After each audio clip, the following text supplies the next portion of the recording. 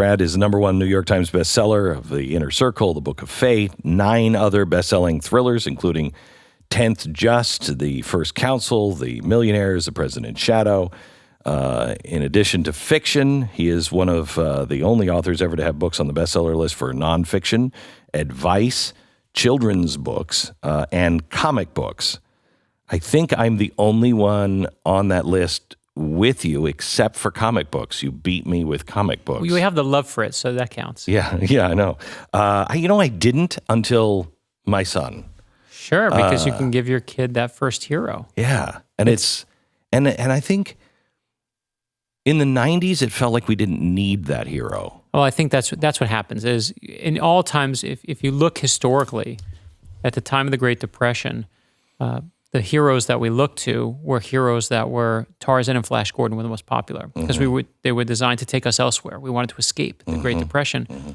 And then World War II starts encroaching on our shores, and we get scared as a country. And we don't even know how to fight. We don't know how to fight. We're scared. We need someone to come save us, and Superman gets invented. Sells 1 million copies. And in 9/11, same thing happened. We were once again a country, America, we were scared, worried that someone's coming after us. And the first movie that broke through the public consciousness was Spider-Man.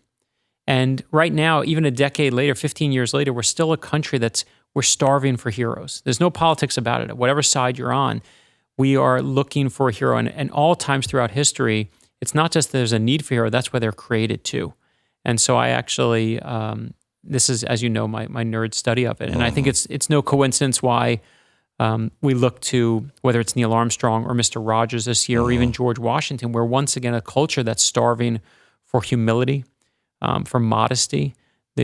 All of those three have something in common. There's a reason why people are looking to them again. We have a need. You've written a new book called The First Conspiracy, The Secret Plot to Kill George Washington. You read enough history to know, for instance, Edison was he was a bad guy. Did some good things, but also did some bad things. And you can look at people and you can pretty much find that with almost all of them. And people say, well, I don't believe in any of these heroes and that these people were, actually really good. Because a lot of times history is wrong and only tells one side. But you can find it if you look. Sure. I cannot find the dark side of George Washington. Yeah, no, the George Washington lives up to the hype. And I always say, people will always write to me. Few. Right, one of the few. I mean, every time I do one of the kids' books, everyone always writes to me, well, this one did this, and this one did that, and this one had an affair. And I say, listen, I'm just telling you right now, if you're looking for perfection in people, the only person that's perfect, the only thing that's perfect is God. So there's your standard. Yeah. And I feel like George Washington sets that standard for us at a different level, which is why the thought of a secret plot to kill him begs the craziest question of all is, what happens to us if it worked? So tell me, we don't exist, for one. I agree. Tell me about the plot, because I've written a book on George Washington. I love George Washington. I've studied him.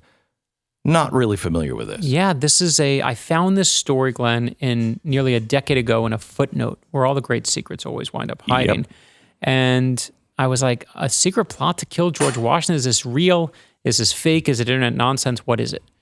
And I was so struck by it. There was in 1776, just to be clear, let's talk about it up front, a plot to kill Washington. Some say to kidnap him, some say to kill him. Either way, he dies, because back then, if you kidnapped someone, at the lower level, we would trade you back to the British, but at his levels, you got hanged.